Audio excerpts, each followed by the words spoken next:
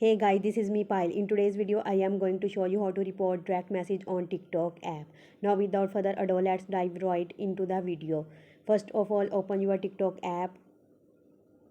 Here you can see the option of inbox. Tap on inbox option on the bottom of your screen. I will tap there and you can see all those are direct message. Now to report it.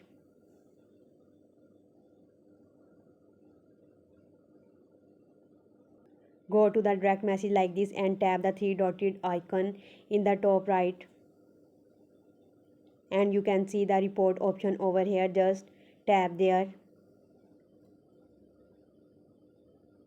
and there is one thing you need to know, that if you are going to report somebody on TikTok, then it must have violated the terms of TikTok community guidelines, or if not, don't report them. Reporting somebody is bad on TikTok. So if your reason to report somebody's direct message on talk matches the kind of activity, you feel free to report them. But if not, don't report them. So there guys, reporting a direct message in TikTok in this easy.